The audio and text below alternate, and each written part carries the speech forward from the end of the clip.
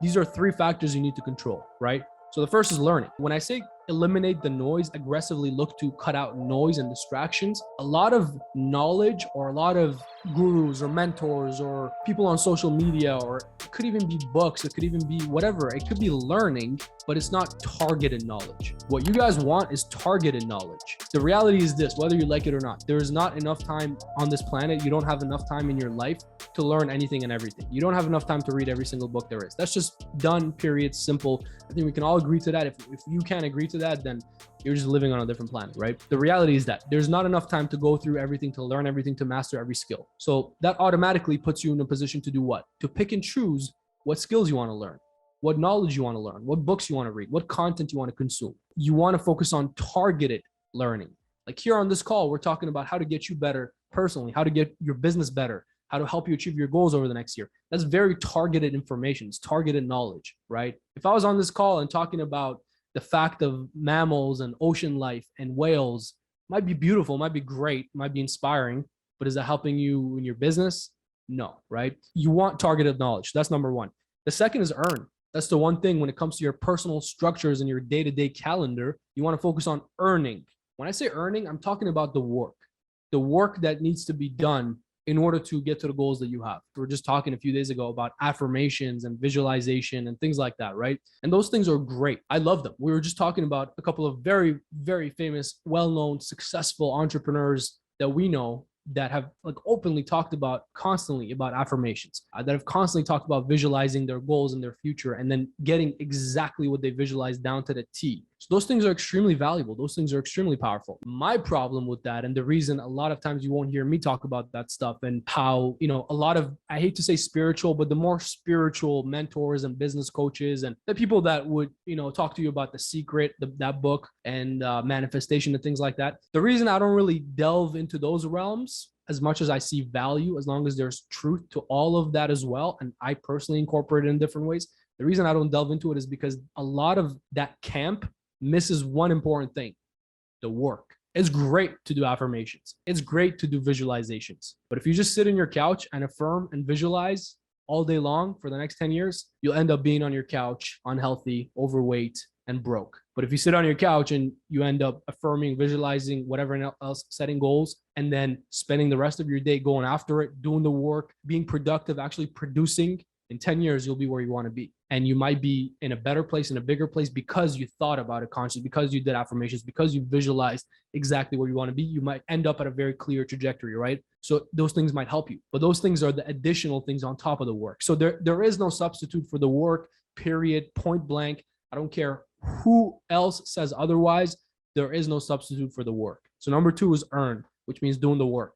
And number 3 is recharge. This is something I actually learned from Tim Grover in the book Winning. I've told you guys to read that book multiple times. I've read that book. I'm on the 4th time now. I was actually listening to it just a couple of days ago, going over it on repeat because it's that valuable, right? If you guys want to get this mindset of winning down, he coached Michael Jordan, Kobe Bryant, all these guys. If you guys haven't read Tim Grover before, he has his previous book is called Relentless. That book was great. It talks about the dark side of winning. It goes very deep into winning. And then after I read Winning is like at a much different league than Relentless. So I would recommend reading both, probably even in order. Read Relentless first and then Winning. But Winning is a book that you guys all need to have on repeat if you want to win. There's so many gold nuggets in that. And the one thing I love about Tim Grover is it's raw and real. It's a lot more in line with my personality, how I operate, right? I just talked about some of these other coaches and business mentors and things like that who go into the realm of more spiritual things. I respect it and I love it and I learn a lot there too. But I'm a lot more in the camp of the Tim Grovers, the actions and putting in the work and guaranteeing your success. I don't like to leave anything up to chance, right? That book is incredible. Now, in that book, in one of the chapters, I forget which exactly, but you guys should go read the book regardless. He talks about this. He actually says this. It's funny enough. He says a lot of these motivational speakers who, by the way, haven't done anything but learn how to speak and regurgitate some quotes to sound inspiring, right? You guys need to decipher between who actually knows what they're saying and is giving you some real tangible information and advice and who's just sounding motivational, right? To me, it's almost disrespectful if somebody says you're very motivational. I'm not trying to be motivational. I'm trying to tell you how to improve your life. And if you're motivated as a consequence, that's great. You should be motivated. You should be inspired, right? But my goal isn't to be motivational here, right? So he says a lot of these motivational people say, go, go, go, like get after it, do it. It's all about just going after it, right? And he says there's a lot of value in stopping and taking a step back. That's what I call the recharge. And he basically says when you stop and take a step back, that's what allows you to adapt, focus, learn, strategize. Those are words that he uses, right? So he says there's also value in stopping. That's what allows you to adapt, learn, focus, strategize. Going back to the three again, number one is learn, and you want to have targeted knowledge. Number two is earn. There's no substitute for the work. Number three is recharge. So you want to actually take a step back. This right now is a recharge, by the way. This is an active recharge. Just like in the gym when you're working out, there is recovery where you stop in between sets. You sit down on your bench, you take a sip of your water. Nowadays, you're on your phone, unfortunately, for most people, how they work out. Or there's active recovery, right? I remember I used to go to a gym way back years ago, and there was this one guy, older gentleman, probably in his 50s, extremely fit, ripped, just inspirational. Like looking at him, you feel ashamed, right? I was probably, 19, 20 years old, just looking at this 50-plus-year-old, just being ashamed of myself.